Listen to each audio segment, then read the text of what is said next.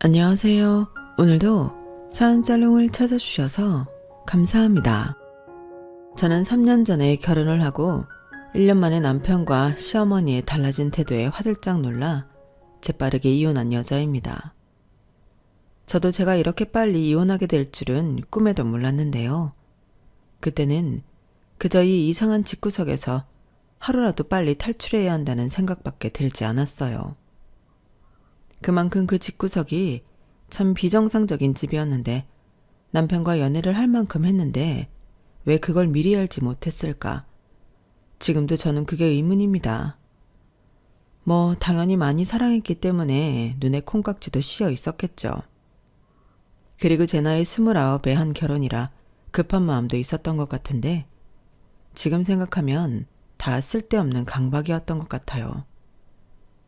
결혼해서 잘 사는 게 중요하지 언제 결혼하는가는 절대 중요하지 않더라고요.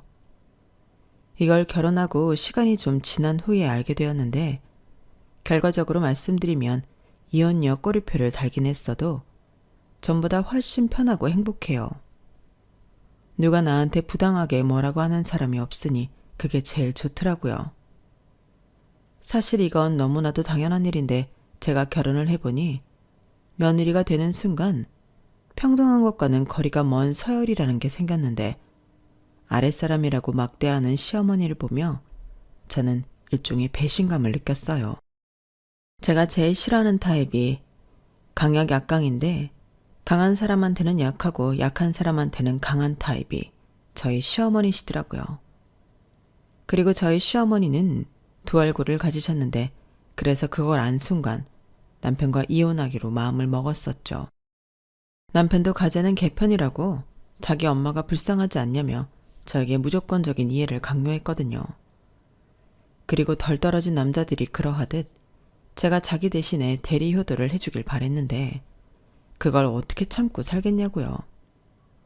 그래서 이혼하게 되었고 평생 시아버님 구박에 기도 못하고 살던 시어머니에게 남편을 곱게 돌려드렸는데요. 그때의 그 쾌감이란 이루 말할 수 없이 짜릿했어요. 아마도 시어머니는 저도 결혼한 이상 자기처럼 참고 살 줄 아셨나 보더라고요. 지금 세상이 어떤 세상인데 그런 말도 안 되는 생각을 하신 건지. 그래서 제가 이혼했을 때 남편보다도 저에게 더 매달리셨는데요. 지금부터 짧았지만 강렬했던 제 짧은 결혼 생활에 대해 자세히 알려드릴게요. 우선 남편과 제 이야기를 조금 해보자면 남편과 저는 회사에서 처음 만났어요. 그리고 그때는 그냥 얼굴만 아는 정도로 지내다 제가 다른 회사로 이직을 했는데 그 뒤로 2년쯤인가 뒤에 우연히 한 술집에서 만나게 되었어요. 그때는 그게 뭐라고 참 반가웠는데 그때 합석을 하고 처음으로 호감을 느끼게 되었죠. 이 사람이 이렇게 센스 있고 재미있는 사람이었나? 하며 의외의 모습에 끌리게 되었거든요. 그리고 다행히 그런 마음은 저 혼자만 느낀 게 아니라 남편도 마찬가지였는데요. 그래서 그 다음부터는 자연스럽게 연락을 주고받다가 연인 사이로 발전하게 되었어요. 그렇게 3년 정도 지나 결혼 이야기를 하게 되었고 그때까지는 모든 것이 다 좋았기에 평생 남편과 행복하게 살고 싶었어요. 하지만 그런 제 마음과는 다르게 결혼 생활은 최악이 되었는데 그 이유의 중심에는 두 얼굴의 시어머니가 계셨어요. 저희 시어머니로 말할 것 같으면 평생 당신 남편인 시아버님한테 무시당하고 구박받으면서 억울하게 사신 분이셨는데요. 그걸 연애할 때부터 남편한테 들어 알고 있었거든요. 그 때문인지 남편은 늘 입버릇처럼 나는 절대 우리 아버지 같은 가장은 되지 않을 거야. 이런 말을 자주 하곤 했는데 그러면서 어릴 때 힘들었던 속 이야기를 저에게 들려주었어요.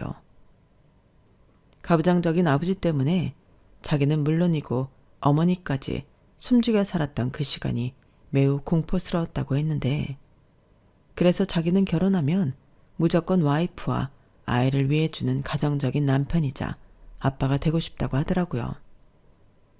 그리고 그런 남편의 말은 저에게도 꽤 울림이 컸는데 저런 남자라면 결혼해도 가정을 위해 잘 하겠다 하는 생각은 들었어요.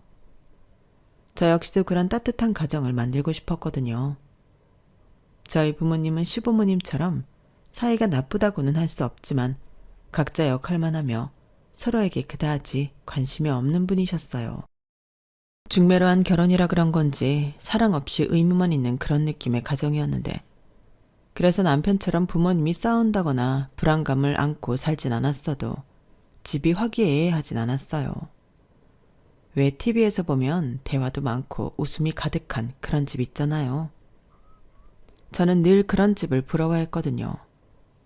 어릴 때는 그런 집의 딸이었으면 좋겠다고 생각했고, 커서는 그런 가정을 만들고 싶었는데, 그렇기 때문에 저와 비슷한 목표를 가지고 있는 남편이 더 믿음직스럽고 마음에 들었을지도 모르겠어요. 그래서 결혼을 결정하는 데는 큰 고민이 없었는데, 딱 한 가지.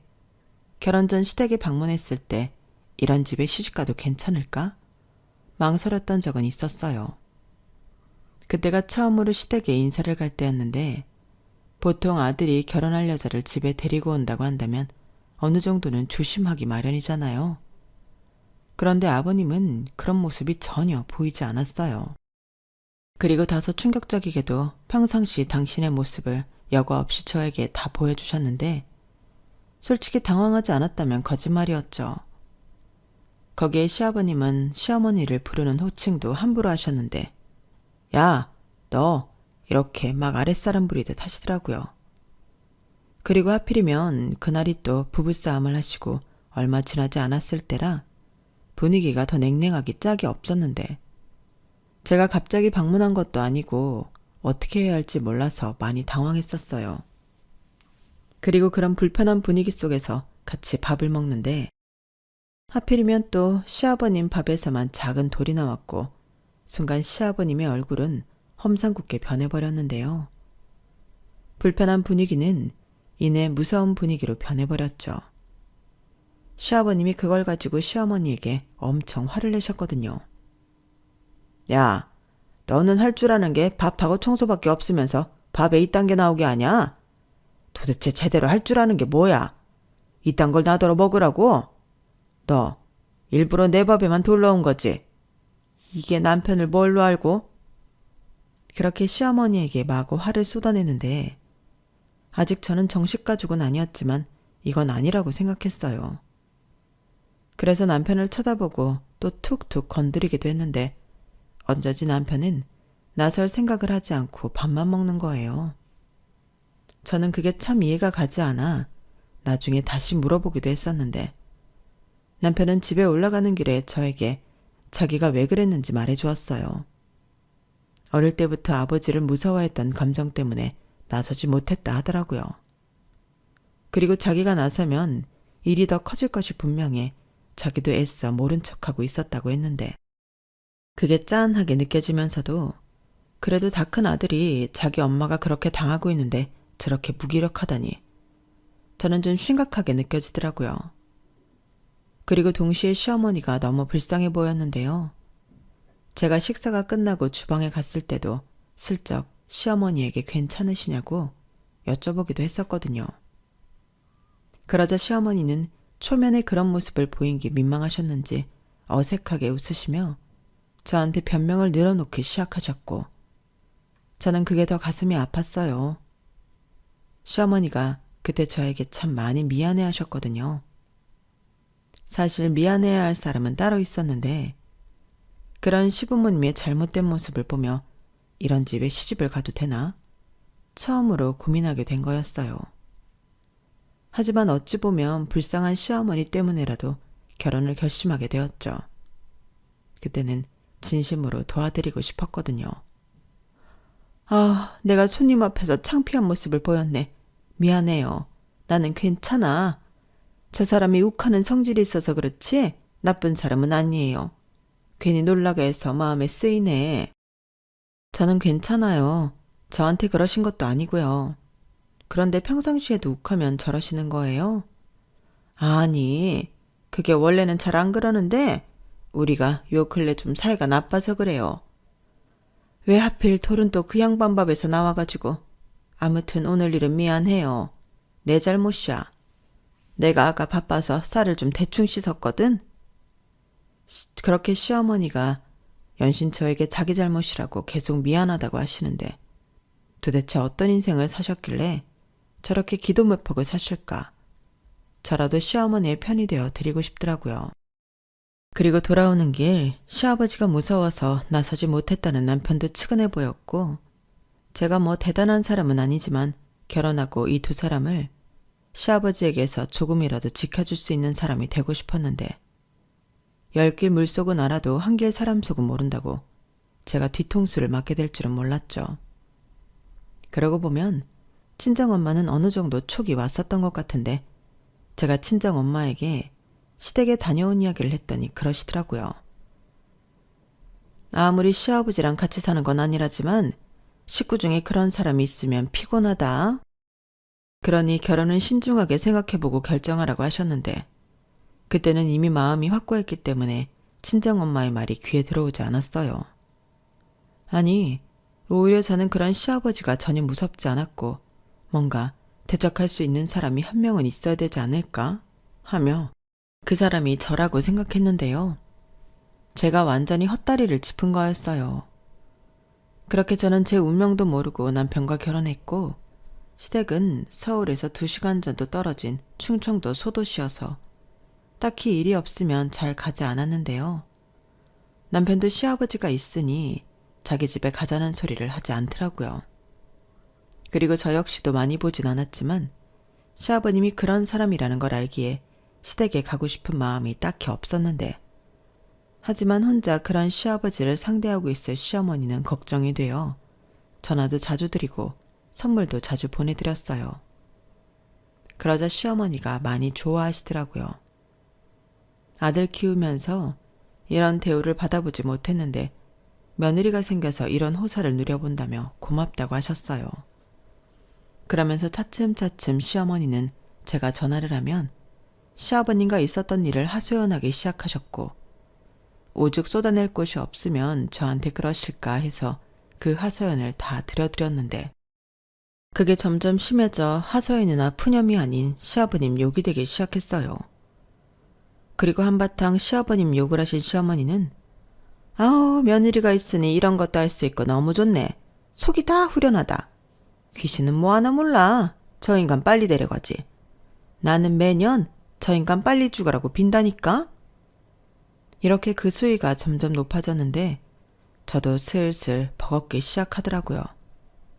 힘들다 서운하다 뭐 그런 말씀은 얼마든지 들어드리고 또 위로해드릴 수 있지만 저렇게 저주나 다름없는 말씀을 하시는데 그 말에 맞장구를 칠 수가 없잖아요. 그래서 남편한테 제 고충을 이야기하고 그 부분을 상의하니 남편은 오히려 저더러 자기 엄마의 말을 다 들어주라고 했는데 남편은 연신 자기 엄마가 너무나도 불쌍한 인생을 살았기 때문에 그렇다고 하더라고요. 우리 엄마가 자기가 딸 같고 편한가 보다. 자기가 좀 힘들어도 우리 엄마 얘기 좀 들어줘. 그동안 저렇게 말하고 싶은 거 다 참고 살았을 거 생각하니 마음이 안 좋네. 우리 엄마 진짜 불쌍하게 살았어. 이게 다 가부장적인 아버지 때문이지. 이렇게 말을 하는데 제가 마냥 들어드릴 수 있는 수준이면 상의를 했겠냐고요. 그래도 저는 남편의 마음을 충분히 알았기에 그것마저도 이해하려고 노력했어요. 남편 말대로 어디 풀지 못하고 담아두며 살기만 하던 시어머니가 이제야 자기 마음을 쏟아내기 시작하신 거니 이것도 시간이 지나면 그 강도가 점차 줄어들길 바랬었죠. 하지만 그건 제 생각일 뿐 현실은 그렇지도 않았는데요. 제가 결혼하고 3개월 정도 지났을까? 슬슬 시어머니의 본색이 드러나기 시작하더라고요. 그날은 바쁜 금요일로 그동안 밀린 빨래도 많고 집안도 어수선했는데 제가 살림에 많이 미숙했어요. 그래서 평일에는 집안일은 손도 못 대고 금요일 퇴근하면 그때부터 치우는데요. 하필이면 제 집안이 제일 엉망일 금요일이래 시어머니가 저희 집에 오셨어요. 그것도 연락 없이 갑자기 오셨는데 한참 바쁜 오후 근무를 하고 있을 때 남편에게 연락이 왔죠. 간밤에 부부싸움을 크게 한 시어머니가 더는 시아버지랑 못 산다고 무작정 올라오신 건데요. 갈 곳이 없으니 저희 신혼집으로 무작정 오신 모양이었어요. 그리고 그걸 며느리인 저에게 연락하기 미안해 당신 아들에게 연락을 하셨고, 남편은 아무것도 모르는 시어머니를 집 앞에 세워둘 수 없어 저희 집 비밀번호를 알려드렸다고 했는데, 그때 제 머릿속이 하얗게 변했어요. 집이 엉망인데 시어머니가 예고도 없이 오셨으니 당황할 수밖에 없었죠. 하지만 이미 올라오신 시어머니를 돌려보낼 수는 없으니 찝찝한 마음이긴 했지만 남편에게는 알겠다고 했는데요. 남편은 미안하다며 자기도 최대한 빨리 퇴근할 테니 저더러 자기 엄마를 잘 부탁한다고 했는데 뭐라고 할 수가 없잖아요. 그래서 퇴근하고 무거운 발걸음으로 집으로 향했는데 어찌나 마음이 무겁던지 민망하기 짝이 없었어요. 그래도 마음 한켠에는 평소 착한 성품을 가진 시어머니니 며느리가 바빠서 그랬겠지 하시며 저를 충분히 이해해 주실 거라고 생각했는데요. 그러면서 어쩌면 당신이 저희 집을 대신 치우셨을지도 모른다고 생각했어요. 그래서 죄송한 마음에 평소 좋아하시는 과일을 집 근처 슈퍼에서 사서 집으로 향했는데 제 예상은 완전히 빗나갔어요. 제가 집에 도착하니 집은 제가 출근했을 때 어수선한 모습 그대로였는데요. 시어머니는 그 어지러운 가운데 남편이 사다 놓은 과자를 잔뜩 흘리며 소파에 TV를 보고 앉아 계시는 거였어요. 그리고 제가 돌아오는 것을 보자 전에는 보지 못한 표독스러운 얼굴로 저에게 잔소리를 하기 시작하셨는데요. 너는 살림하는 주부가 집꼴이 이게 뭐야? 아주 돼지우리가 따로 없네. 그리고 냉장고에는 먹을 것도 하나 없고 그나마 있는 것들도 죄다 썩어서 다 버려야 할 판이던데 도대체 너는 무슨 생각으로 사는 애니? 라고 하시는데 저는 제가 아는 시어머니와 너무 달라서 다른 사람인가 싶었어요. 그리고 곧이어 저에게 당신 배고프니 밥이나 빨리 차리라고 하셨는데 저는 어안이 벙벙해서 얼어 있었어요. 그러다 곧이어 남편이 집에 돌아왔고 시어머니는 당신 아들을 본 게 반가웠는지 활짝 웃으며 아들 왔니? 배고프지? 라고 하셨는데 무슨 지킬 앤 하이드도 아니고 두 얼굴의 시어머니를 보고 있자니 저는 진심 소름이 돋았어요. 그런데 시어머니는 마치 아무 일도 없었다는 듯 저더러 왜 여태 가만히 있냐고 빨리 밥을 하라고 재촉하셨는데 남편도 좀 당황하는 듯 보이더라고요. 그리고는 분위기를 바꾸려 그러지 말고 밖에 나가서 맛있는 거라도 먹고 오자고 했는데 저는 이미 놀란 마음을 진정하지 못했어요. 남편이 자기가 산다고 비싼 밥을 시켰는데 그 밥이 코로 들어가는지 입으로 들어가는지 모르겠더라고요. 그리고 그날 저녁 집에 돌아온 남편은 시어머니가 화장실에 간 사이에 저에게 다가와 이렇게 말했는데요. 우리 엄마 이번에 진짜 독한 마음 먹고 집을 나왔나 봐. 원래 싸워도 이혼 소리는 안 하셨는데 내가 무슨 일이 있었냐고 물어도 대답도 하지 않고 아무 말도 안 하는 거 있지. 근데 오죽 속상했으면 짐까지 싸들고 여기까지 왔겠냐고. 그래도 우리 집에는 아마 엄마도 불편해서 그렇게 오래 있지는 않을 거니까 그동안만 자기가 좀 참아주라. 미안해, 갑자기 이렇게 돼서. 남편이 이렇게 말하는데 속은 부글부글했지만 뭐라고 할 수는 없었어요. 하지만 너무나도 다른 시어머니의 태도에 놀란 마음은 쉽게 가라앉지 않았는데 당황스러운 일은 거기서 끝나지 않았죠. 아무리 시어머니시라고 해도 아들 부부 집인데 보통 부부 침실을 내놓으라고 하진 않으시잖아요.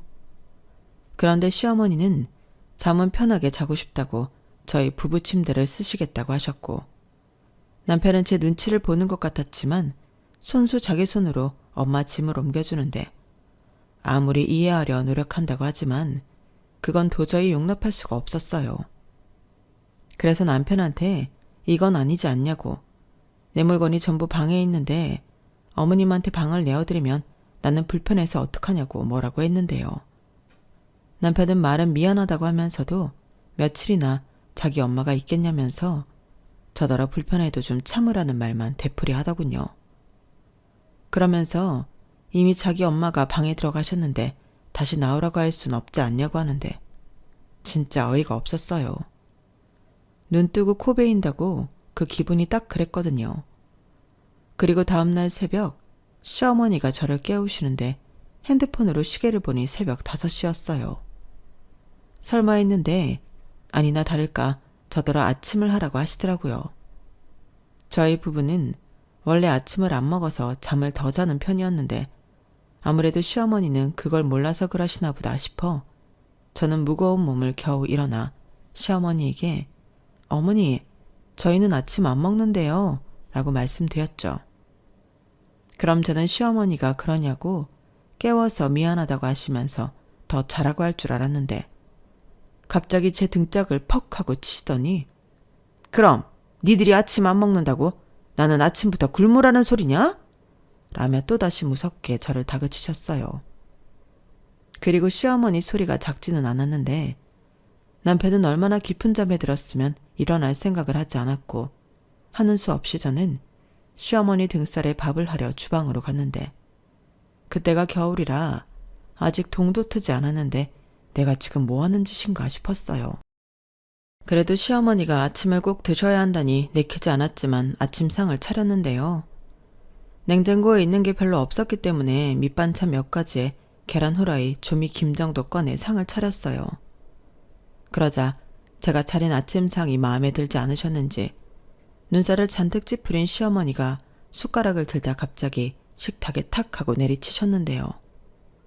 국도 없이 이런 걸 어떻게 먹냐고, 당신 목에 걸려서 죽게 하고 싶은 거냐고 호통 소리를 질렀어요.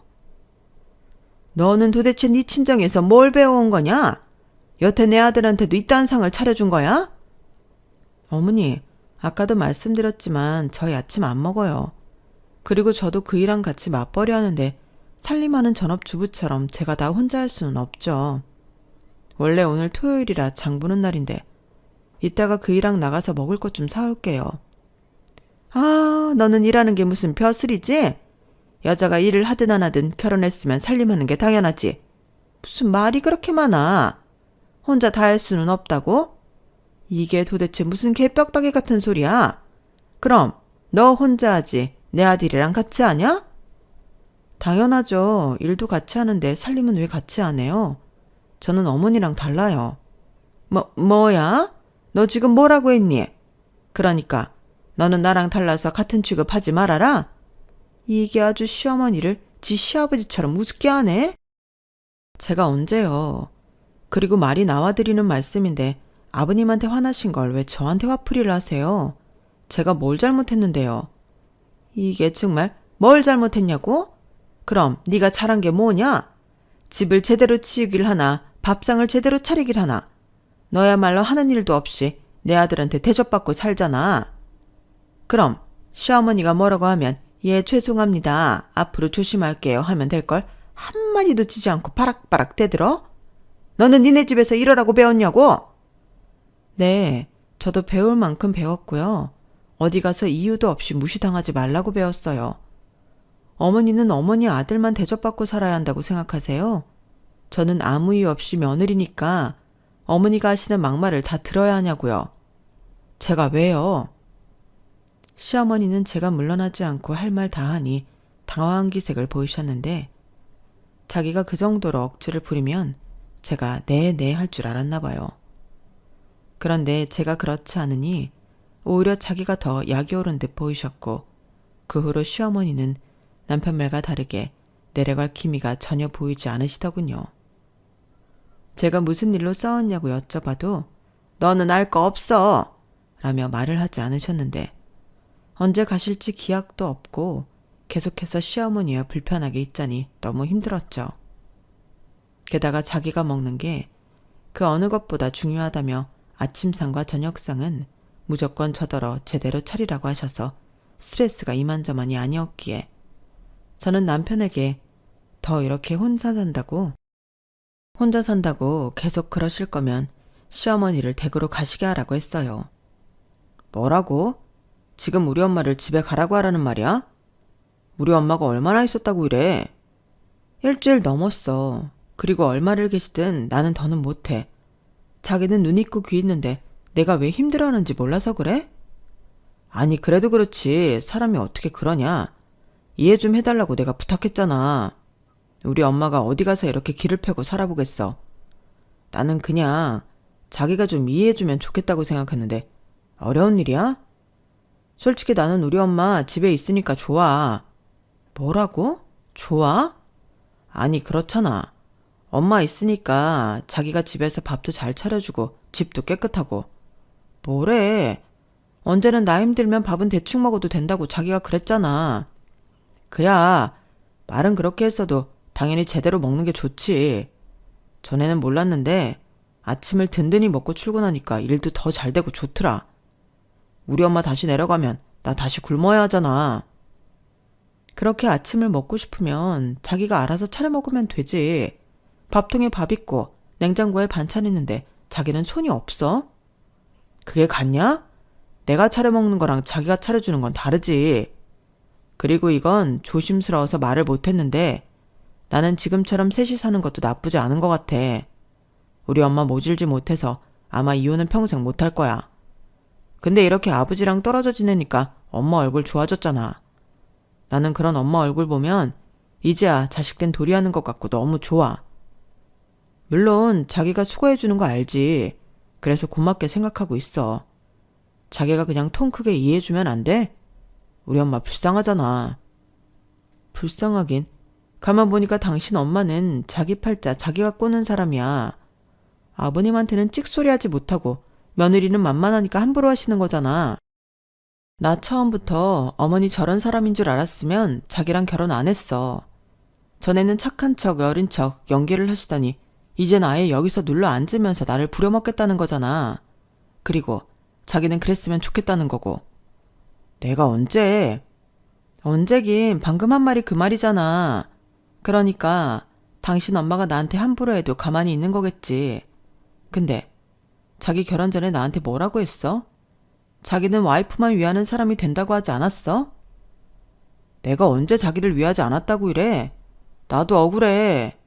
그래, 우리 엄마가 평생 기죽어 살다가 여기 와서 대접받아서 좀 오바했다 치자. 근데 우리 엄마도 오죽하면 그러겠냐고.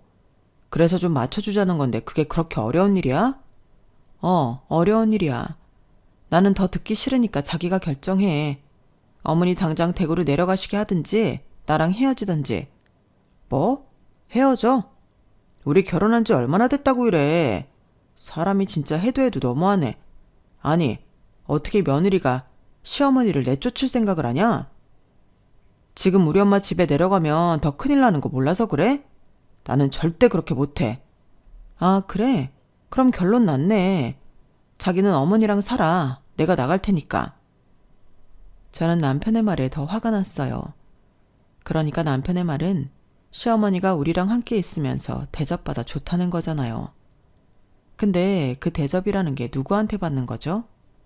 자기가 하는 것도 아니고 제가 하는 건데 제가 왜 혼자 모든 희생을 다해야 하는 건지 그 순간부터 저는 남편도 시어머니도 꼴 보기 싫었어요. 그리고 이렇게 당하고만 있고 싶지 않아 고민을 하고 있는데 시아버님에게서 연락이 왔어요. 시어머니가 저희 집에 있다는 걸 알고 있다며 조만간 올라갈 테니 내색하지 말라고 하셨는데요. 그러면서 시아버님은 저에게 시어머니에 대해 이야기를 해주셨어요. 시어머니가 굉장히 오래전부터 노름에 빠져 재산을 탕진했다고 하시더라고요. 그래서 자기가 아주 오래전부터 시어머니의 노름빚을 갖고 있다고 하셨는데 최근에도 시어머니가 손을 씻지 못하고 노름을 하다 걸려 크게 싸웠다고 하셨어요. 그리고 이번엔 정말 헤어질 마음으로 안 찾으려 하셨는데 그래도 시어머니 인생이 불쌍해서 데리고 와야겠다 생각을 했다고 하더라고요. 그 말을 듣는데 어찌나 어이가 없고 시어머니라는 사람이 달리 보이던지 저는 오만정이 떨어졌어요. 그리고 이런 사실을 남편은 모르는지 정말 궁금했는데 시아버님이 그러시더라고요. 걔가 그걸 어떻게 몰라? 걔 어릴 때도 사람들이 들이닥치고 난리가 아니었어. 라고 하셨는데 그걸 다 보고 자기 엄마만 불쌍하다고 어떻게 저러는 건지 남편이 이해가 가지 않더라고요. 그렇게 시아버님은 올라오시기로 하셨고 저는 그 시점에 이혼을 하기로 마음먹었는데요. 그때까지도 남편은 자기 사전에 이혼은 없다며 시어머니와도 계속 함께 살 거라고 합과 타령을 하고 있었어요. 그러니 이들 앞에 그렇게 싫어하는 시아버님이 나타나면 어떻게 될까? 저는 그때부터 오매불망 시아버님이 오시길 기다렸는데 이 사람들을 골려줄 마음에 저는 남편한테 알겠다고 내가 양보해서 그러자고 했는데 이렇게 해야 더 극적이지 않을까 생각했어요. 그리고 이윽고 그날이 되었는데요. 저는 친히 저희 아파트 비밀번호도 시아버님께 알려드렸죠. 그러자 저희 집에서 편하게 있던 시어머니는 갑작스럽게 집에 비밀번호까지 누르고 들어온 당신 남편을 보고 귀신을 본 듯 놀라신 모양이었는데 저한테 당장 집에 튀어오라고 전화를 하고 난리도 아니었어요. 하필이면 그때가 남편이 지방 출장을 간 날이라 도움을 청할 곳은 며느리인 저밖에 없었는데 저는 대답만 알겠다고 할 뿐 아주 느긋하게 집으로 돌아갔죠. 그렇게 집에 도착하니 무슨 일이 있었는지 집안은 아수라장이 되어 있었고 지방 출장을 간 남편까지도 집에 있었는데 남편은 저더러 자기 아버지한테 비밀번호 알려줬냐고 아주 무섭게 다그치더라고요. 그래서 어른이 번호를 알려달라고 하는데 그럼 안 알려드리냐고 자기도 어머니한테 번호 알려주지 않았냐고 따졌는데요. 남편이 아무 말도 하지 못했어요. 제가 전혀 틀린 말을 하진 않았으니까요. 그리고 이렇게 된 거 시아버님까지 해서 합가에 살면 되지 않냐고 제가 먼저 말을 꺼냈는데 남편이 그건 또 무슨 개소리냐며 저더러 쓸데없는 소리 좀 하지 말라고 소리쳤어요. 저는 이 인간이 이렇게 소리를 지르는 걸 그때 처음 봤죠.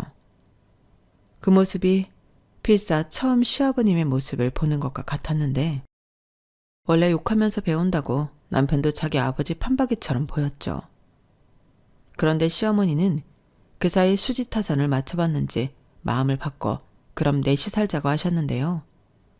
시아버님이랑 둘이 사는 건 싫지만 부려먹을 며느리도 있고 아들이랑 같이 살면 남편도 예전 버릇 그대로 하지 못할 거라고 생각하신 모양이었어요.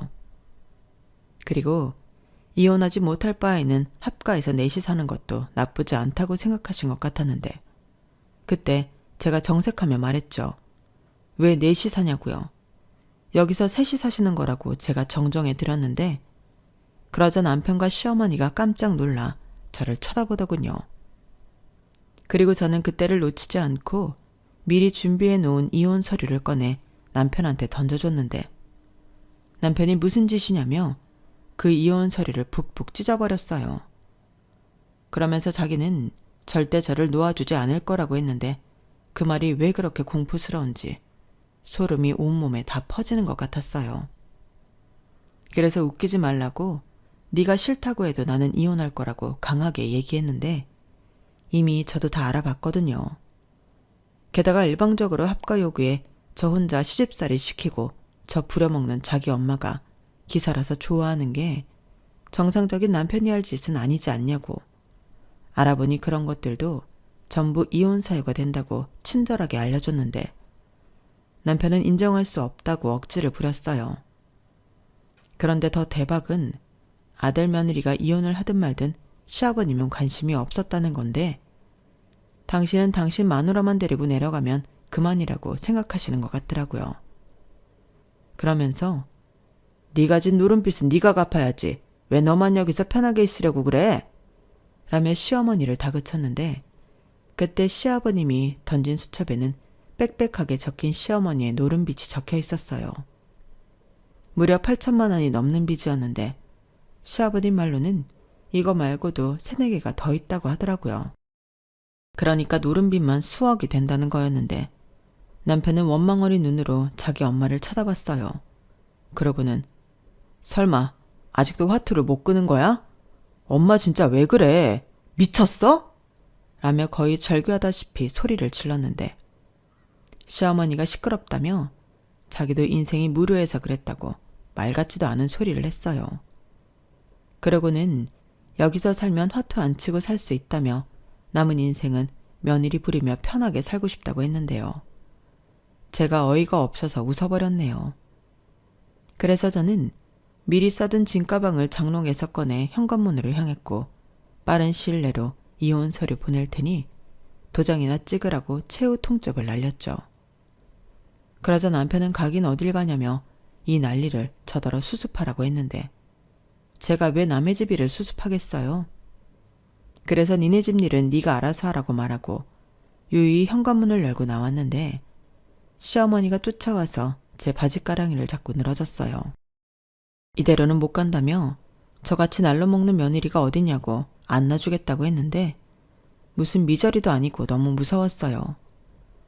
그래서 경찰 부르겠다고 112를 불렀는데 제가 경찰이랑 정말로 통화를 하니 금방 주랭랑을 치시더라고요. 그 모습에 당황한 나머지 저런 사람들과 하루라도 빨리 연 끊어버리고 싶었는데 그 길로 친정에 가서 친정 부모님에게 이혼해야겠다고 말씀드렸죠. 당연히 마른 하늘의 날벼락 같은 딸의 이혼 통보에 친정 부모님은 깜짝 놀랐는데 제가 전후 사정을 말씀드리니 그런 집구석과는 빨리 끊어버리는 게 낫다며 저희 아빠가 또다시 그 인간이 찾아오거나 매달리면 자기한테 말하라고 하셨어요.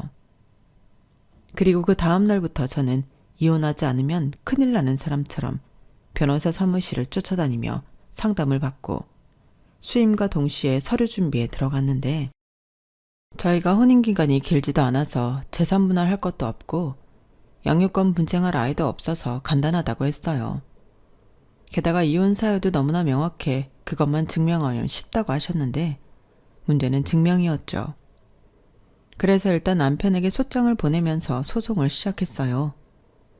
그런데 소장을 받은 남편은 그 길로 자기 엄마를 집으로 내려보냈다며 저에게 이혼은 없던 일로 하자고 했는데 자기도 자기 엄마가 노른 빚이 아직도 있는 줄 몰랐다며 제가 원하면 자기 엄마랑 연을 끊고 살겠다고 했어요. 하지만 저는 오만정이 떨어져 싫다고 했죠. 모르면 몰랐을까 이미 남편에게 실망했고 두 얼굴의 시어머니를 알게 되었는데 제가 미치지 않고서는 결혼 생활을 이어갈 리가 없었어요.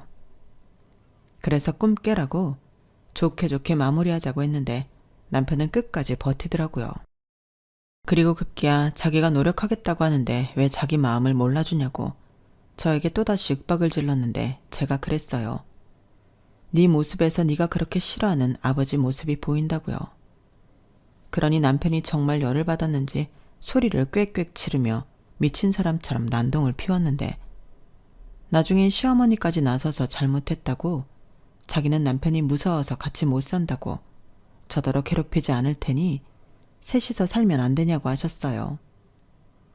자기가 노름에 미쳐 빚이 있는 건 맞는데 평생 그것 때문에 남편한테 온갖 수모를 겪으며 살았다고 자기 좀 살려달라고 했어요. 그러면서 자기도 이번 기회에 이혼을 할 거라고 했는데 이혼을 하든 말든 아들이랑 사시라고 저는 빼달라고 했죠. 그러면서 고이 그 아들 돌려드릴 테니 어느 누구한테도 주지 말고 평생 끼고 사시라 말씀드렸는데 시어머니는 거의 울먹이며 자기 아들한테 미안해서 그렇게는 못 산다고 하시더라고요. 정말 웃겼어요. 아들한테 미안했으면 애당초 노름을 하지 마셨어야죠. 그리고 시아버지 탓을 할 것이 아니라 자기가 잘못한 걸 자기가 책임져야 맞는 건데 저는 됐다고 단칼에 거절했어요. 그리고 이혼 소송은 생각보다 길었는데 안 그래도 뭐 남편이 버티는 데는 한계가 있었죠. 결국 이혼 소송은 제가 마음을 바꾸지 않았기 때문에 신혼집 구할 때 쓴 돈이랑 혼수랑 같이 한 거 전부 해서 재산 분할을 하고 끝이 났는데 저희가 신혼집으로 30평대 아파트를 매매했거든요. 그것도 공동명의로 장만했었는데 남편은 그걸 팔아서 나누자고 했어요. 하지만 아파트 값이라는 게 모르는 건데 저는 그게 너무 아까웠고 제가 대출을 받아 남편에게 아파트 시세에 맞춰 반을 해줬는데요. 현재 그 집이 3억이 올랐어요. 물론 좋은 기억이 없어 저는 그 집에 살지 않고 세를 주고 있는데 나중에 좋은 시일을 봐서 팔려고요. 그리고 저한테 돈으로 받은 남편은 그 돈도 자기 엄마 노름빚 갚는 데 써버린 모양이었는데 문제는 시어머니가 또다시 화투에 손을 댄 모양이었어요. 결국엔 자기 엄마 불쌍하다고 하더니 원수가 됐다고 하던데 그 얘기를 어이없게도 시어머니한테서 들었거든요. 자기 아들도 돈을 안 해준다고 하니 발등에 불이 떨어진 시어머니가 저에게 도와달라고 연락을 하신 거예요.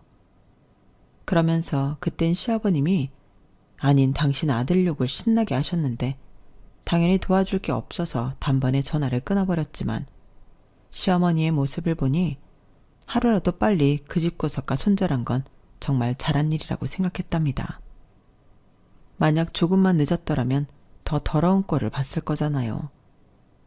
그리고 자기 불쌍한 엄마 위하다가 개털이 된 남편은 여기저기에 돈을 빌리며 살다 신용도 바닥이 난 모양이었는데 인간이 왜 그렇게 사나 모르겠어요. 아무튼 이혼으로 희비가 엇갈린 저와 전 남편이었는데요. 시어머니에게 그런 놀라운 비밀이 있을 줄 누가 알았겠냐고요. 그렇게 제 짧은 결혼 생활은 시어머니의 비밀들로 금방 쫑이 나버렸어요. 그리고 이제서 저는 그걸 참 감사하게 생각하는데 만약 이걸 나중에 알았더라면 더 복잡했을 거잖아요.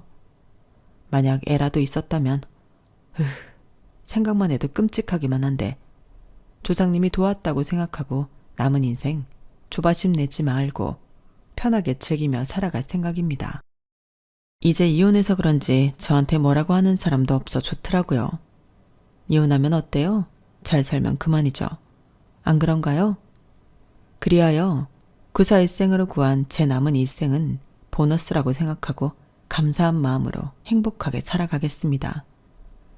이상 제 짧았던 결혼 이야기는 여기까지였어요. 제 사연 어떻게 들으셨는지 궁금한데 모쪼록 응원의 말씀 부탁드려요. 그럼 지금까지 제 사연 함께 해주셔서 대단히 감사드리고요. 다가오는 봄 모두 건강하시고 행복하시길 진심으로 바라겠습니다. 안녕히 계세요. 여러분, 사연 댓글에 응원과 현명한 조언 부탁드려요. 좋아요와 구독은 저에게 큰 힘이 됩니다. 오늘도 좋은 일 가득하세요.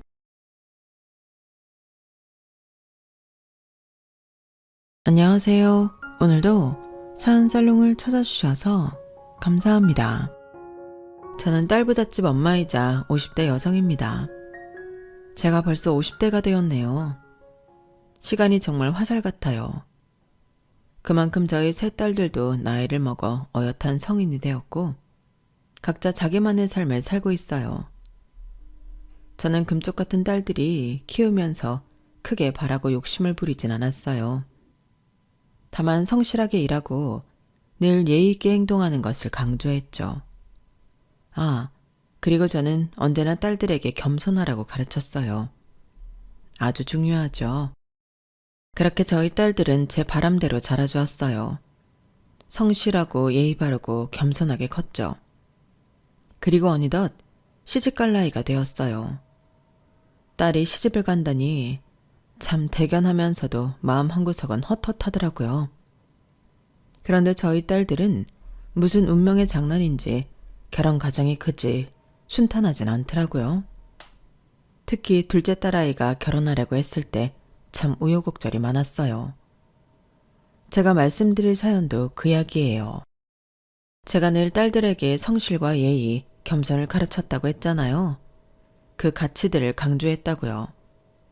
그래서 전 제 사돈이 될 사람들에게도 그런 자세로 대했고 그들도 저와 남편에게 그렇게 해주길 바랐어요. 하지만 그게 큰 욕심이었을까요? 둘째가 결혼하겠다고 데려온 예비사위의 부모가 영 제정신이 아니더라고요.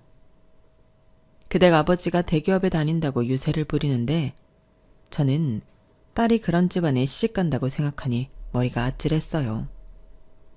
그래서 저는 이제껏 제가 단단히 가지고 있던 가치들을 벗어버리고 본능대로 행동했어요. 저는 겸손을 지키기 위해 말하지 않은 것들을 낱낱이 떠벌리며 그 집안 코를 납작하게 해주었죠. 그 이야기를 한번 들어보실래요? 제가 딸 셋, 딸 부잣집의 엄마라고 말씀드렸죠. 그리고 저는 딸들에게 늘 성실하고 예의 바르게 행동하고 겸손하도록 가르쳤다고도 말씀드렸잖아요. 사실 전 이런 면에서 세 딸들을 무척 엄격하게 키웠어요. 천사 같은 엄마이다가도 이런 가치들을 가르쳐야 하는 상황이 오면 불같이 화를 냈죠. 그만큼 저에게 그 가치가 중요했는데요. 그 이유는 저희 시어머니 때문이에요. 제 시어머니는 유별난 남아선호 사상가로 딸만 셋을 낳은 저를 무척 미워했어요. 게다가 저랑 비슷한 시기에 동서가 아들을 둘 낳았거든요. 그러니 엄청 비교되었죠. 저희 시어머니는 돌아가시기 전까지 저와 동서를 차별 대우했어요. 그리고 저를 못살게 굴었죠. 저는 결혼을 하고 5년 정도를 시댁에서 지냈는데요. 남편이 전세가 싫다고 해서였어요. 그래서 대출을 껴서라도 집을 살 때까지 시댁에 있자는 거였죠. 남편이 그렇게 말하는데 10원 한 장도 없던 저는 남편의 뜻을 따를 수밖에 없었어요. 그때 저는 거의 신데렐라였어요. 가족인데 가사도우미처럼 지냈죠. 밥하라면 밥하고 청소하라고 하면 청소하고 시아버지 장단 맞추랴 시어머니 눈치 보랴 정말 지옥 같은 생활이었어요. 거기다 매일같이 아들 둘을 낳은 동서가 애들을 데리고 놀러왔어요. 동서가 오지 않아도 시어머니는 딸만 낳았다고 저를 구박하는데 동서가 오면 오죽하겠어요. 시어머니는 절 대놓고 비난하고 폭언하고 시중을 들게 했죠. 전 시댁에 5년간 살면서 단 한 번도 시어머니와 동서와 수다를 떤 적이 없어요. 매일 부엌에 있었죠.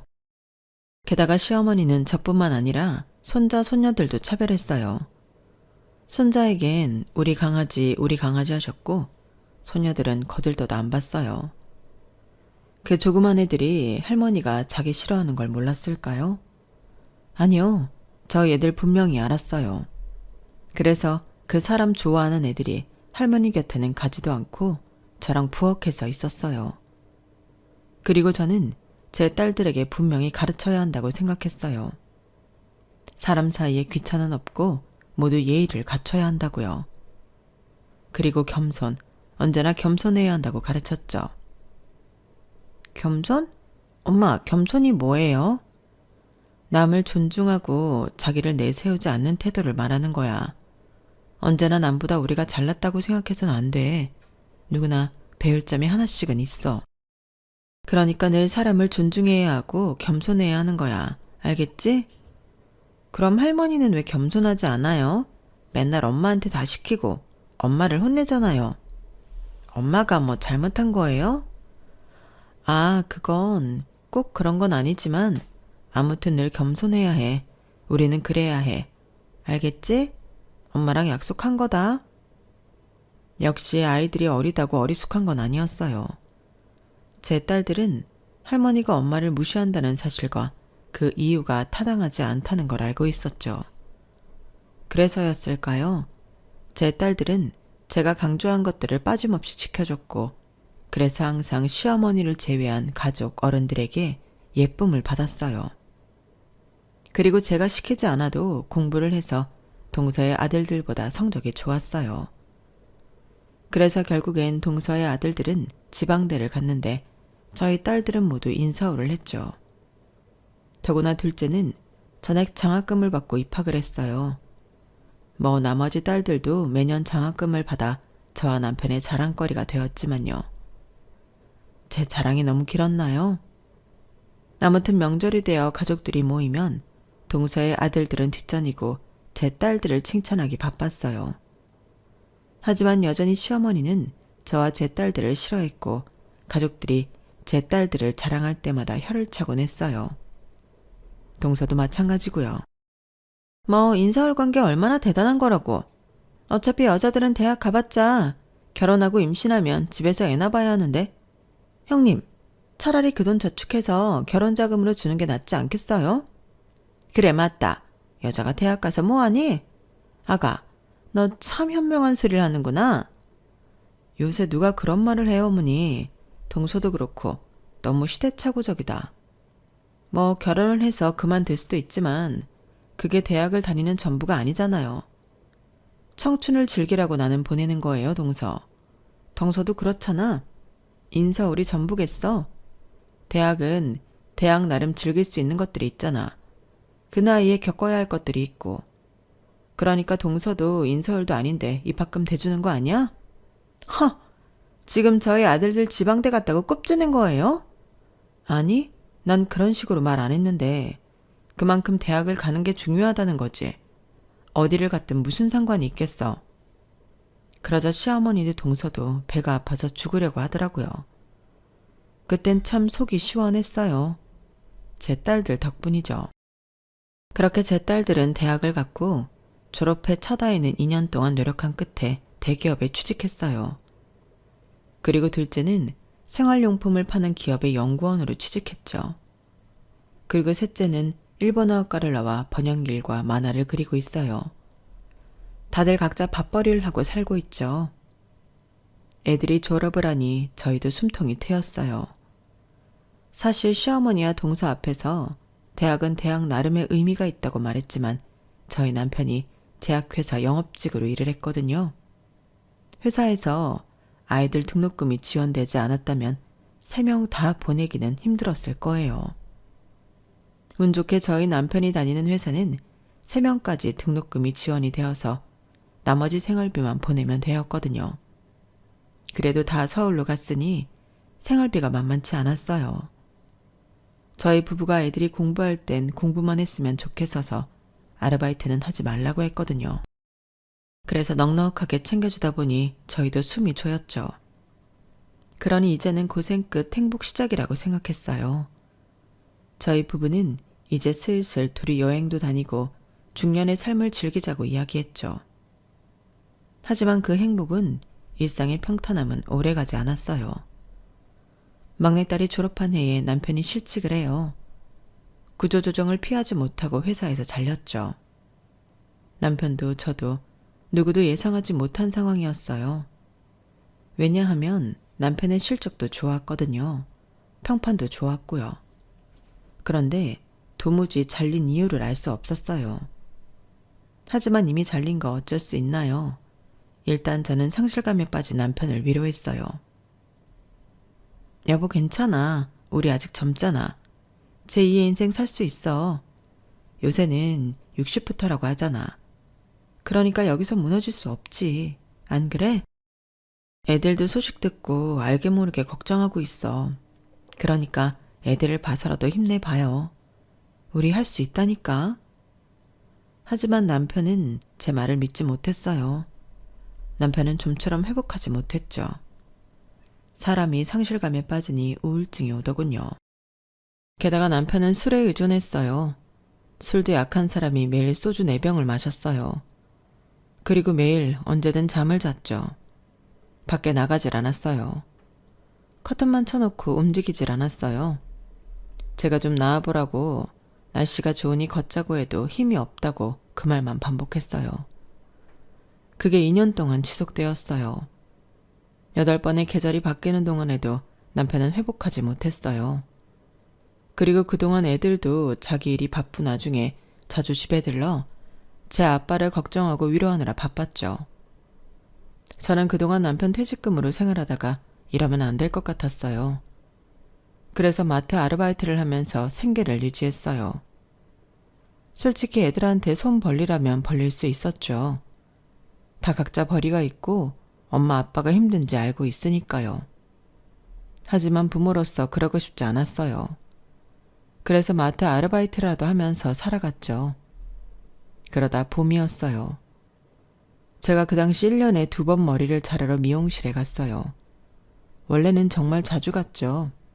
염색도 해야 했고 자르기도 해야 했고 때에 따라 드라이도 해야 했으니까요.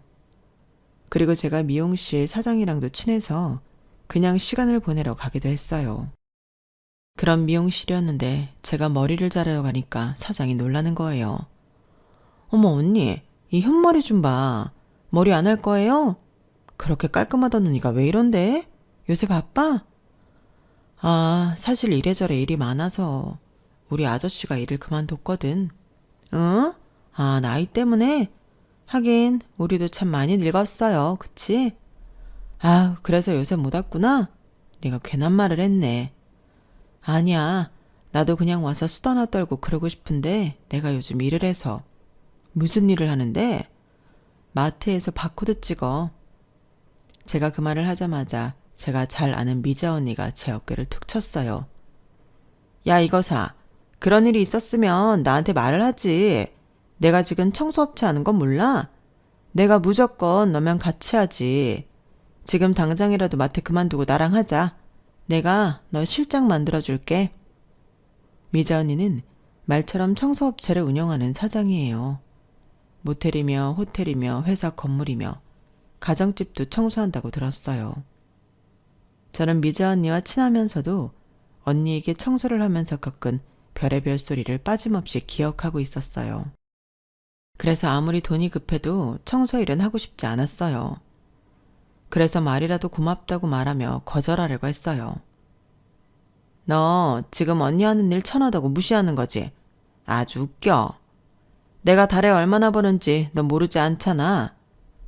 무시한다니 언니 무슨 말을 그렇게 해요. 저 그렇게 생각 안 했어요. 그리고 언니 얼마나 버는지 나도 알죠. 매일 샴푸하러 미용실 오고 미용실 올 때 벤츠 타고 오면서 어떻게 그걸 몰라요? 그래도 청소일은 좀 그래요. 그러니까 왜 좀 그렇다는 건데 청소일이 하찮고 더러운 일이어도 난 지금 내가 하는 일에 자부심 있는 사람이야. 청소는 절대 빠질 수 없고 꼭 해야 하는 일이라고. 깨끗함을 만드는 일 얼마나 멋있어? 그러면서 미자 언니는 하루라도 해보라고 하면서 명함을 줬어요. 그리고 저는 마트 쉬는 날에 미자 언니의 사무실로 들렀죠. 언니는 제 얼굴을 보며 기다렸다는 듯이 좋아했어요.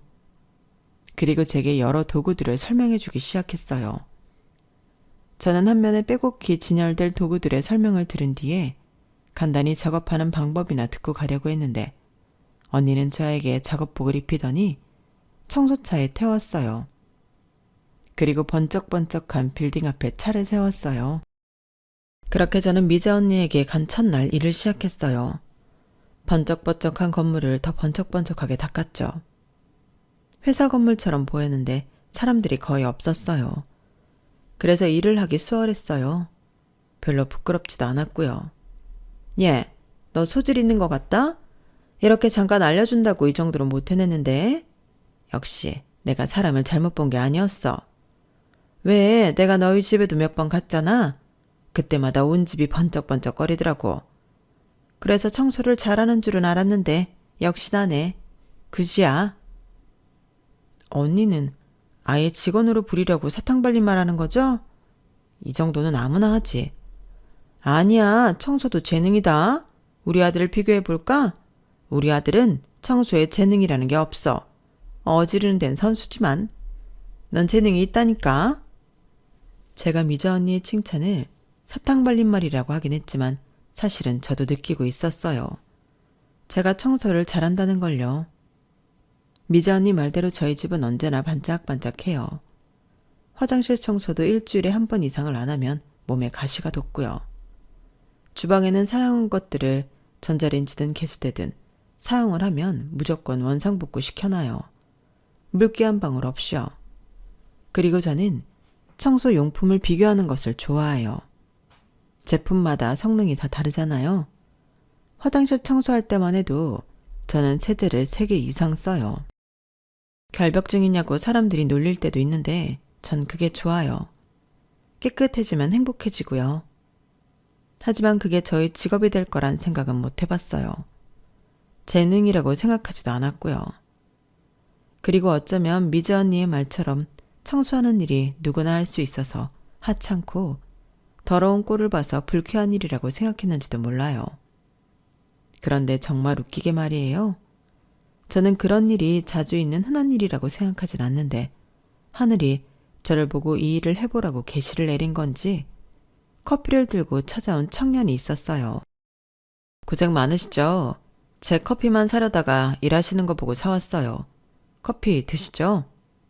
이모님들 덕분에 쾌적하게 생활해요. 늘 깨끗하게 해주셔서 감사합니다. 미자 언니가 너무 고맙다며 고무장갑을 벗고 커피를 받았고 청년은 저에게도 커피를 건네며 꾸벅 인사를 하더라고요. 참 기특한 청년이네요. 언니, 이런 일이 자주 있어요? 자주 있지는 않지. 네 생각대로 오히려 더러우면 더러운 일들이 더 많아. 하지만 담비같이 이런 일들도 종종 있어. 자, 볼래?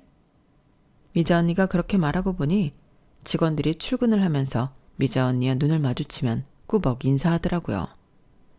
그리고 어떤 분들은 수고하십니다, 감사합니다 이런 말을 했고요. 저와 눈을 마주치면 저에게도 그런 말을 했어요. 그 순간 저는 이 일을 하고 싶다는 생각이 들었어요. 원래 너무 빛나는 부분만 보면 어두운 부분을 관가하기 마련이지만 그날은 하늘이 계시를 내린 것 같았어요. 다음에 다른 건물을 갔는데 그 건물에서도 똑같았거든요. 건물주뿐 아니라 건물을 사용하는 사람들이 모두 친절했어요. 청소를 해준다는 것에 감사함을 전했죠. 그래서 저는 그 길로 마트 아르바이트를 그만두고 미자 언니와 함께 청소일을 했어요. 그리고 청소일을 배운 지 3개월 만에 회사 실장이 되었죠. 실장이 되어서 청소 스케줄을 관리하고 직원들 조를 짜고 함께 출동해 청소를 하고 돌아와 미자 언니에게 상황을 보고하고 이런 일과가 이어졌어요. 그리고 저는 그런 일과를 후회하지 않았어요. 마트에서 바코드를 찍는 일보다 보람찼거든요. 물론 고된 날이 많았죠. 제 것이 아닌 토사물을 치워야 할 때도 있었고 음식 쓰레기며 개똥이며 진짜 변을 본 적도 있었어요. 그리고 사람들에게 시달린 때도 많았죠. 청소일을 한다고 무시하는 사람들도 많았고요. 청소일을 하다 보면 소음이 생길 때도 있는데요. 그 소음이 시끄럽다고 경찰을 부른 사람도 있었고요. 자기 쓰레기 좀 버려달라며 종량제 봉투를 건넨 사람도 있었어요. 그리고 청소를 하고 있는데 계단에 침을 뱉고 가는 사람도 있었죠. 솔직히 깨끗해지기 위해선 더러운 꼴을 봐야 하는 게 맞잖아요. 그래서 더러운 꼴을 보는 건 그러려니 할 수 있었어요. 하지만 사람들이 더러운 곳을 깨끗이 치우는 저라는 사람을 더러운 사람 취급을 할 때는 속상했죠. 누구 덕분에 당신이 이렇게 쾌적하게 사는데 이렇게 말해버리고 싶지만 그럴 때마다 저는 떠올려요. 미자 언니가 저에게 처음 청소일을 같이 하자고 했던 때를요. 그때 저도 청소일을 가볍게 생각했고 겸손하지 못했잖아요. 그래서 거절했잖아요. 사람들도 그런 것이라고 생각해버려요. 겸손을 배우지 못한 사람들이구나. 그렇게요. 그럼 좀 낫더라고요. 그리고 저에게는 청소일이 하늘이 주신 기회라고 생각할 수밖에 없는 너무 기쁜 일이 일어났어요. 바로 남편이 회복한 거예요.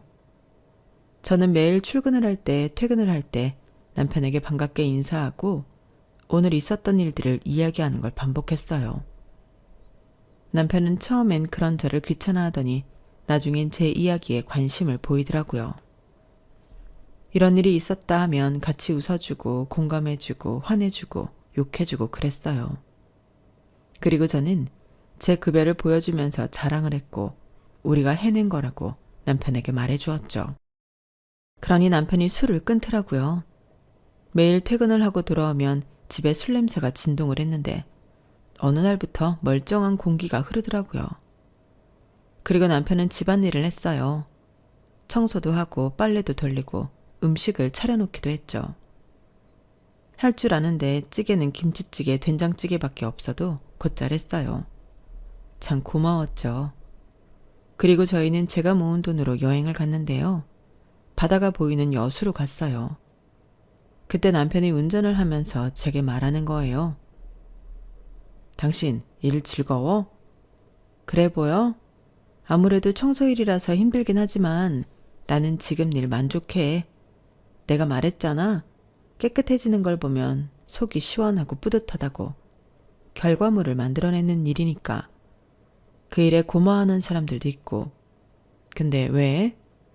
아니, 당신만 너무 고생하는 것 같아서 혹시 자리 있으면 나도 해볼까 해서. 나도 당신 너머로 본 게 있으니까 할 수 있지 않을까? 정말? 근데 꼭 좋은 것만 보는 건 아니야. 할 수 있겠어? 나도 제약회사 영업일 뛰면서 더러운 꼴 참 많이 봤어. 당신한테 말을 안 해서 그렇지. 그래도 인간들한테 더러운 꼴 보는 것보다 그냥 더러운 게 낫지 않을까? 덜 스트레스 받을 것 같은데. 그런 건 그냥 치우면 되잖아. 안 그래? 남편의 말은 제게 큰 충격과 안심을 가져다 주었어요. 그래서 저는 그날 여행 내내 남편에게 청소일에 대한 확신을 받았고 집으로 돌아가는 길에 미자 언니에게 전화를 해 남편과 함께 사무실로 갔어요. 그리고 남편은 그날 일을 배워 다음 날부터 일을 시작했죠. 그래서 저희 가족은 첫째 서희와 손주들까지 그저 주말에 모여 파티를 했어요. 온갖 음식을 차려놓고 케이크에 촛불도 붙이고요. 그리고 딸들이 남편에게 맥주를 건넸는데 남편이 마시지 않겠다고 하더라고요. 이제 술이라면 지긋지긋하다나. 그렇게 즐거운 파티를 하던 중에 저희 둘째가 폭탄 반응을 했어요. 자, 제가 드릴 말씀이 있어요. 엄마 아빠도 알다시피, 모든 가족이 알다시피 제가 남자친구가 있잖아요. 같은 회사 연구원 동기요. 그 사람이랑 제가 결혼을 할까 해요. 뭐 결혼? 그런 이야기는 없었잖아. 너 설마? 땡, 아이 생긴 건 아니고요. 그냥 그래도 사계절은 봤으니 결혼해도 될 것 같아서요. 좋은 사람이에요. 같은 일을 해서 이야기도 잘 통하고 엄마가 강조하는 성실하고 겸손한 사람이에요. 그리고 이제 엄마 아빠한테 걱정할 것도 없고 시기도 지금이 맞는 것 같고요. 저는 예상하지 못한 둘째의 결혼 소식에 당황했지만 워낙 똘똘하고 야무진 딸이라 크게 걱정하진 않았어요. 그래서 마음껏 진행하라고 남편과 말했죠. 그리고 저는 다짐했어요. 둘째만큼은 허울 좋게 보내지 않겠다고요. 사실 저희 첫째를 결혼시킬 때 허울 좋게, 아니 그것보다도 못하게 결혼시켰어요. 저희 큰딸이 남편이 실직을 한 그 다음 해에 결혼을 했거든요. 꼭 지금 결혼해야겠어? 엄마랑 아빠 너한테 해줄 수 있는 게 없는데 예단은 어쩌고 다른 것도 보태줄 수가 없는데. 나도 알아요. 엄마한테 부담 주려고 하는 결혼 아니야. 그냥 내 시기에 지금이 맞는 것 같아서 결혼하려는 거지. 언제까지고 기다릴 수 없잖아요. 그리고 예단이나 다른 건 내가 알아서 할게. 특히 혼수는 엄마랑 아빠가 하는 척 말만 잘해줘요. 또 괜히 거짓말 못하는 거 티내지 말고. 알겠죠? 어떻게 사돈 앞에서 거짓말을 해. 그 집에선 집 해준다지. 그럼 혼수도 우리가 해야 할 텐데. 아이 참, 걱정하지 말라니까. 나 대기업 다녀요. 이제껏 잘 모아서 내가 알아서 할 수 있어. 그리고 선의의 거짓말. 이럴 땐 선의의 거짓말을 한다고 하는 거예요. 알겠죠? 나쁜 게 아니라니까. 그래서 예단도 혼수도 모두 큰애가 알아서 했어요. 참, 예단이랑 혼수 이야기를 할 때 저희 부부가 해주는 체 하느라 애를 좀 먹었어요. 다행히 들통이 안 나고 지금까지 잘 살고 있지만 아직도 그때만 생각하면 미안해요. 그 미안한 마음이 오래 가더라고요. 정말 평생 갈 것 같았어요.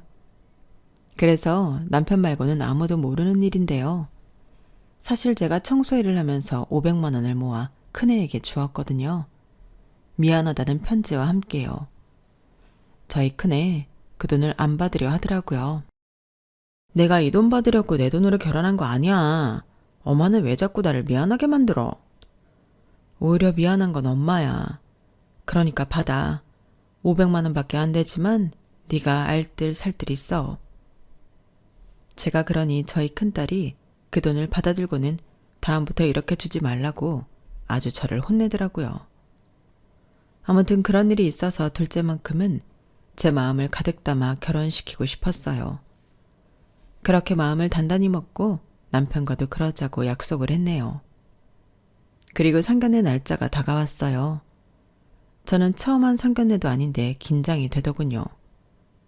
둘째 딸은 자기 상견례인데도 긴장한 기색 없이 저희 집으로 저희를 데리러 왔어요. 상견례는 한 일식집에서 치러졌어요. 오랜만에 온 식구가 모였어요.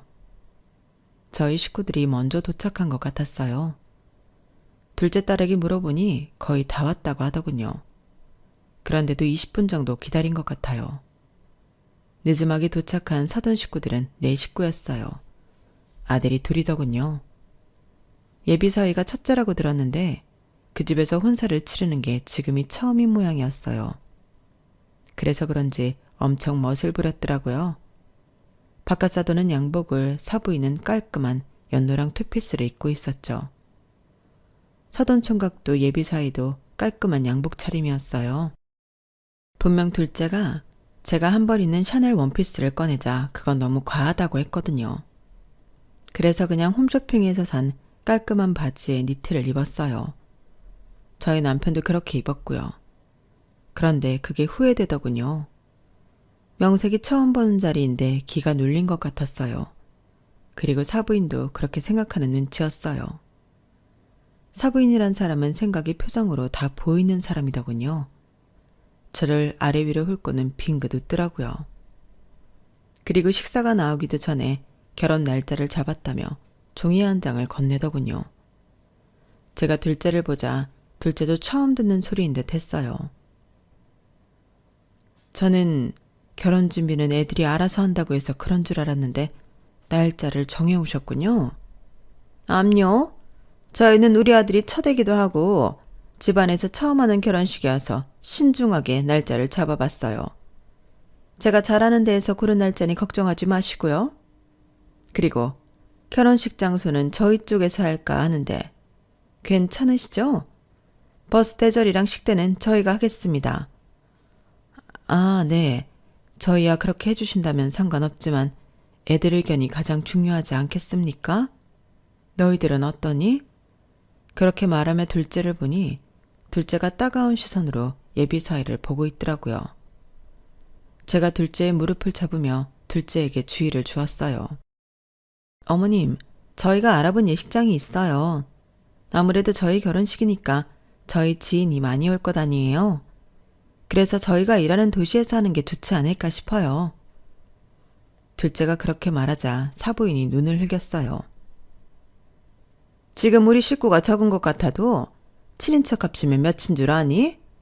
애들 외증조 할머니도 오신다는데 우리 쪽에 가까운 게 낫지. 그리고 애들 아빠 지인도 얼마나 많다고? 우리 나이 되면 거리 멀고 그러잖아? 그럼 안 간다고? 축의금만 내고 말지. 너희 하객 별로 없이 텅텅 빈 결혼식 할래? 그리고 너희들은 젊잖아. 너랑 호찬이 지인 다 너희 또래일 것 아니야. 뭐 많아봤자 우리보다 많겠니? 차 오래 타도 괜찮잖아. 안 그래요, 사부인? 외증조 할머니도 오시는 거면 뭐. 봐라. 사돈어른도 그렇게 생각하시잖니. 그리고 내가 이 말까진 안 하려고 했는데 우리 며느리가 선임연구원이고 우리 아들이 책임연구원인데 아무래도 우리 아들 편으로 올 사람이 더 많지 않겠어요? 사부인은 그 말을 시작으로 아들 자랑을 하기 시작했어요. 자기 아들이 얼마나 자랑스러운지 얼굴을 붉혀가며 연설을 하더군요. 저희 아들은 매년 장학금 받으면서 대학 다녔어요. 단 한 번도 장학금을 놓친 적이 없죠. 안 그래도 등록금 다 나오는데 저희 애들 아빠 회사에서 등록금 다 나오거든요. 그리고 군대 복무할 땐 조교까지 했다니까요. 성실한 거죠. 거기다 박사학위까지 땄으니 저희 아들은 어디 내놔도 부끄럽지가 않다니까요. 따님은 석사죠? 전 고개를 끄덕이며 무슨 말이라도 하고 싶었는데 겸손히 몸에 배인지라 자랑하는 말이 안 나오더라고요. 그러자 저희 큰딸이 둘째를 자랑하기 시작했어요. 우리 동생도 장학금 받으면서 대학 시절 보냈어요. 입학했을 땐 전액 장학금 받았고요. 학교 다닐 때 성적 엄청 좋았어요. 교수님이 박사학위까지 따라고 했는데 얘가 욕심이 없어서. 아무래도 부모 등골 빼먹는 짓이잖아요. 어머, 무슨 말을 그렇게 해? 박사할 정도로 잘하면 어떻게든 해주는 거지. 따님이 아이도 있으면서 부모 말 전혀 모르네. 아직 덜 컸네? 덜 컸어. 그러면서 첫째와 사부인이 줄다리기를 하는데 정신이 없었어요. 저는 상황을 정리하고자 식사를 하자고 말했어요. 그러자 과열된 분위기가 조금 누그러졌어요. 식사를 반쯤 했을 때 사부인이 또 제게 말을 걸었어요. 이번엔 아까와는 다르게 조심스레 묻더군요. 혹시 식사 중에 실례가 안 된다면 무슨 일 하시는지 여쭤봐도 될까요? 아니, 하도 저희 애가 모른다고 했어요. 원래는 제약회사 다녔다고 들었는데 지금은 아닌가요? 그럼 지금은 무슨 일을 하시죠? 아, 지금 청소회사에서 근무하고 있어요. 제가 먼저 일을 했고 나중에 남편이 같이 하게 되었어요. 네? 청소회사요? 아, 청소회사를 운영하고 계신다고요? 아니요. 청소회사에 소속되어 근무하고 있어요. 사장님은 따로 계시고요. 저는 실장이에요. 남편은 따로 직책은 없고요. 아무래도 제가 남편보다 먼저 들어와서요. 제가 그렇게 말하자 사부인이 젓가락을 놓았어요. 그리고 헛구역질을 하더라고요. 아, 죄송해요. 청소일 한다고 하니까 상상이 되어서.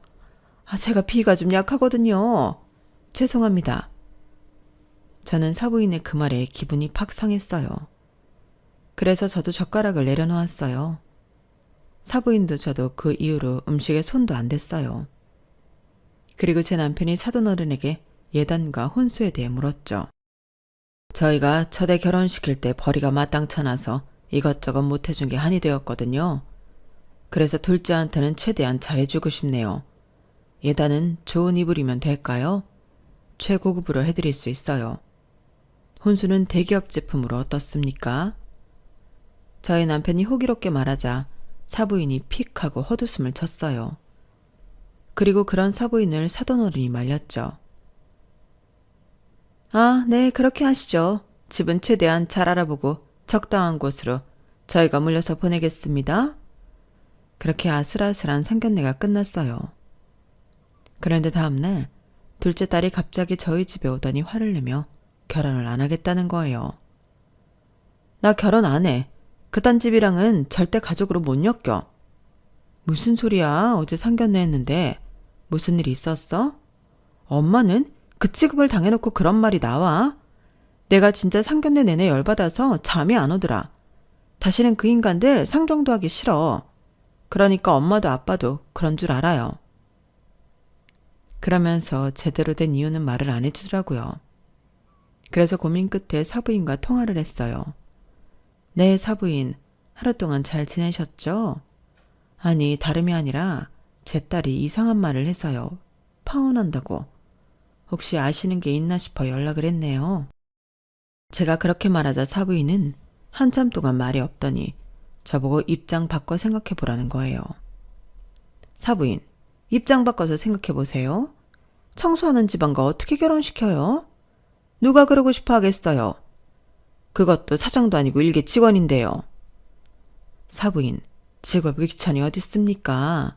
제가 하는 일 정말 보람되는 일이고 사람에게 도움되는 일입니다. 누구라도 해야 하지만 누구도 쉽게 할 수 없는 일이에요. 같은 주부로서 청소가 얼마나 힘들면서도 꼭 필요하고 보람되는 일인지 아시지 않습니까? 전 그런 건 모릅니다. 제 평생 애들 아빠랑 결혼하면서 손에 물 한 방울 묻힌 적 없어요. 저 사람 씁니다. 그런데 그런 일을 하는 사람이 제 사돈어른이 되면 이상하지 않겠어요? 그리고 어제 들었는데 그 집 둘째도 회사 그만둔다면서요. 청소 제품 만든다고. 아주 집안이 청소 깨끗하다 못해 없어지겠습니다. 아무튼 저는 그런 집안이랑 비위가 상해서 가족은 못 되겠습니다.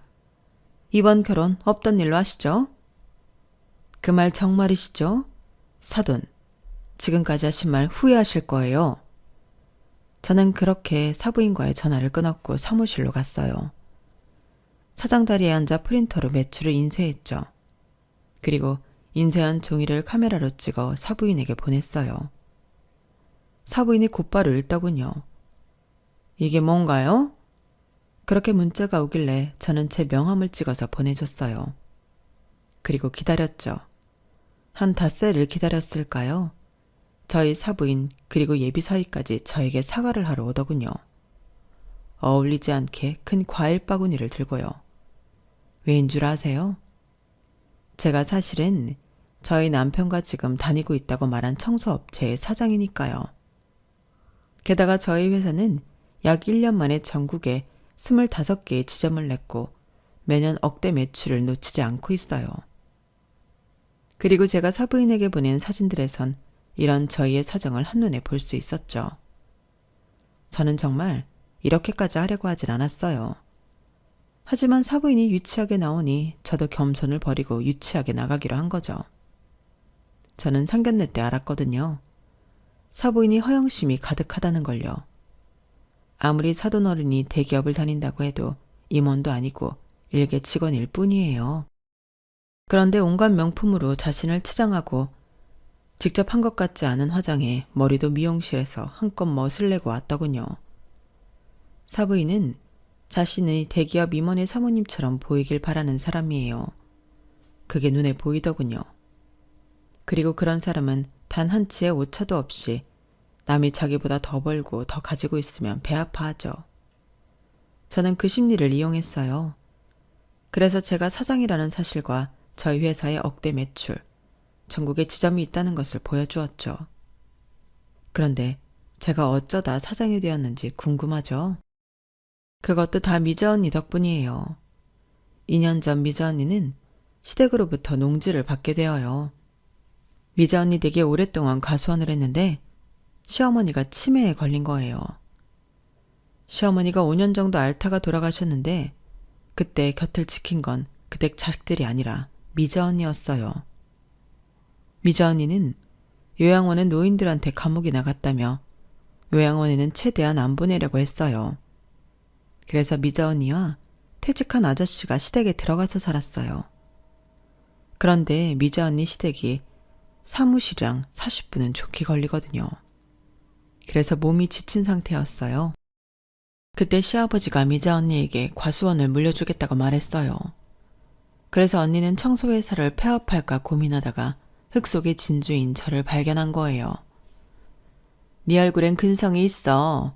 무엇이든 해보고자 하는 건 해내는 근성. 그걸 다른 사람은 모른다고 해도 나는 알았지. 넌 안 해본 거지? 해보면 무조건 하는 애야. 우리가 미용실에서 몇 년을 대화했는데 그걸 모르겠어? 난 처음부터 네가 잘할 거라는 거 의심하지 않았어. 그리고 처음부터 너한테 이 회사 맡길 생각이었고. 어? 언니 뭐라고요? 이 회사를 나한테 준다고요? 그래, 소문 들었겠지만 나 시댁 과수원 물려받을 거야. 그렇다고 내가 온 힘을 쏟은 이 회사 물거품으로 만들고 싶진 않고 우리 애들은 영 관심이 없어서 말이야. 언니, 나 아직 인수할 돈 없어요. 그리고 내가 어떻게 회사를 운영해요. 이제 고작 1년 일했는데. 너라면 충분히 할 수 있어. 내가 세세하게 가르쳐줬잖아. 우리 회사 흐름 누구보다 잘 알고 있는 사람이 너인데 언니가 부탁할게. 너 아니면 적당한 사람이 믿을 만한 사람이 없어서 그래. 그리고 돈은 걱정 마. 아무 대가 없이 너한테 줄 테니까. 내가 부탁하는 건데 어떻게 돈을 받니? 그렇게 저는 언니에게 회사를 받았어요. 그리고 회사가 어떻게 커졌냐면요. 저희 남편이 제약회사 영업직으로 일했다고 말씀드렸죠. 세상에 쓸모없는 일은 하나도 없다고 30년 넘게 영업 일을 한 것이 크게 도움이 되었어요. 남편의 영업으로 24시간이 모자랄 만큼 예약이 가득 찼죠. 남편은 청소 일을 할 때보다 생기가 생겼어요. 그것도 참 다행인 일이었죠.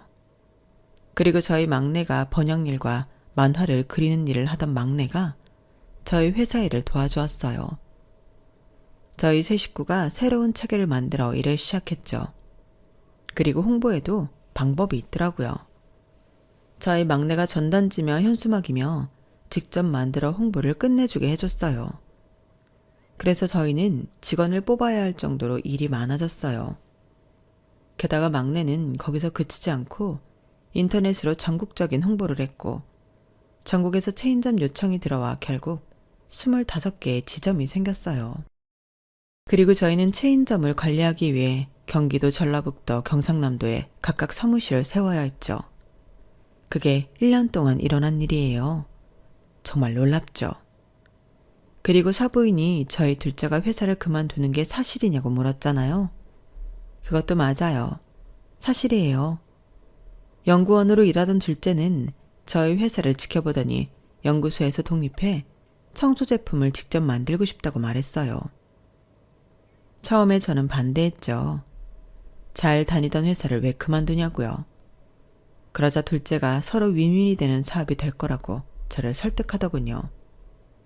자기는 안전하고 인체에 무해한 청소 제품을 만들고 저희 회사는 직접 만든 제품을 사용하는 청소업체로 발전할 수 있다고요.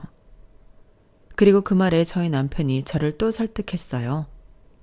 그래서 저희가 투자해 공장을 알아보는 중이었죠. 그렇게 회사가 커졌는데 왜 상견례 때 그 사실을 말하지 않았는지 의문이 드시나요? 사실 저 그렇게 회사가 커졌는데도 연매출이 억이 넘는데도 직원들이랑 같이 청소해요. 저는 사부인처럼 되고 싶지 않았어요.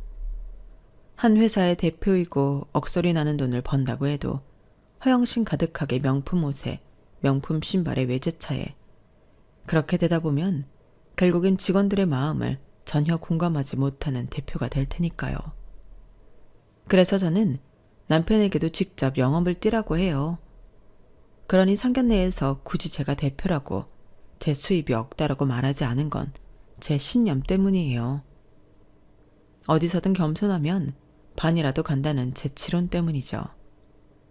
하지만 상견례 때 알았어요. 사부인 같은 사람의 코를 납작하게 만들기 위해선 제 딸을 지키기 위해선 신념이고 나발이고 중요하지 않다는 걸요. 지금 보세요. 사부인과 예비 사이 이 두 사람이 제 앞에서 쩔쩔매잖아요. 미리 말씀을 하시지 그러셨어요, 사부인. 왜 뒤늦게 이런 걸 보내세요? 제가 당황했잖아요. 이 집안 유머가 이런 식인가요? 유머라뇨. 금쪽 같은 제 딸 결혼에 관한 일인데 어떻게 유머를 논하겠어요. 어떠세요? 하찮은 청소일로 대기업 직원인 사돈어른보다 더 버는 제가? 역시 돈은 돈이네요. 돈이 참 좋아요. 언제는 청소일 한다고 사람 면전에 대고 헛구역질이나 하더니 참 사부인 엉덩이가 가볍습니다. 전 애들 결혼식에 혼수는 물론이고 집 사는 것에 일부 보태려고도 했습니다. 아시다시피 제가 첫 아이 때 못해준 게 많아서요. 그런데 그런 제 고운 심성을 나쁘게 만드시네요. 그런 재주가 있으시네요, 사부인. 아니, 무슨 말씀을 또 그렇게 하세요. 그러니 사람꼴 우스워지게 하지 말고 사실대로 말했으면 좋잖아요. 무슨 사람 놀리는 것도 아니고. 아, 엄마. 장모님 죄송합니다. 저희 가족이 신뢰를 범했어요. 화 많이 나셨죠? 이거라도 받아주세요. 그러면서 예비사이가 저에게 과일 바구니를 건넸어요. 그리고 제가 그걸 다시 그쪽으로 밀었죠. 병문안도 아니고 내가 환자예요? 이런 걸 사왔어. 이건 가지고 가세요. 필요 없으니까. 그리고 파는 예정대로 그렇게 할 겁니다. 애들 결혼이 무슨 장난도 아니고 고작 제 직업이 이렇다는 이유로 천대받고 무례한 언행들 이해하면서 결혼 진행할 이유 없잖아요? 무슨 대단한 상대도 아니고 고작 대기업 직원인데. 그리고 아드님 자랑 참 많이 하셨죠? 박사라고 책임 연구원이라고.